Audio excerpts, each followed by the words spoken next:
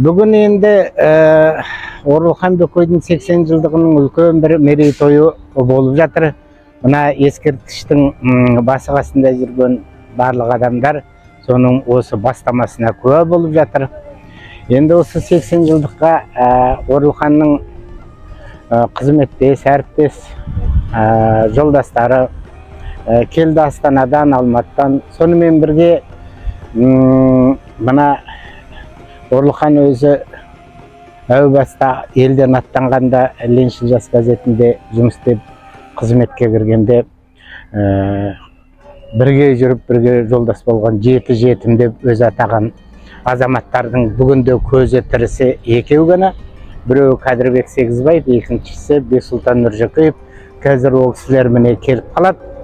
Мына ескерткішке гүл шоқтарын қою үлкен мерекенің бастамасына сол кісілер сөз сөйлеп, сол кісілер өздерінің ниеті мен көңілдерін білдіреді.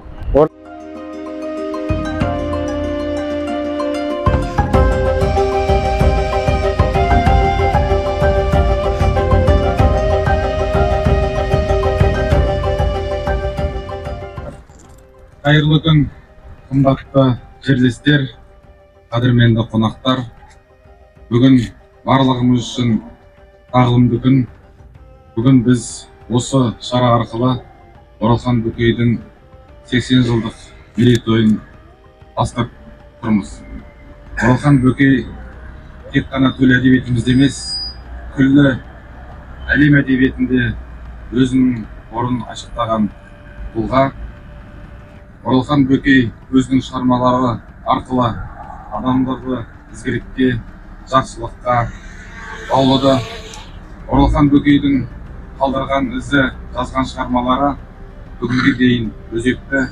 Әрқайсымызға туған елді сүю, туған жерді қадірлеу ұғымын әлі күнге дейін бойымызда жаңартып келеді.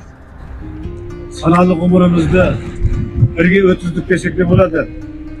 Анау 1960 жылы оғысы Қатонда жүргенде, мен Алматыдан осында практикаға келген кезде коммунизм туы дейтін газетте.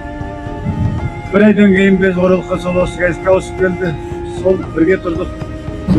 Қазір мына алыстан келген қонақтар мына Бөкей атындағы кітапханаға барып, сондағы Орекеңе арналған істеліп жатқан шаралармен танысады.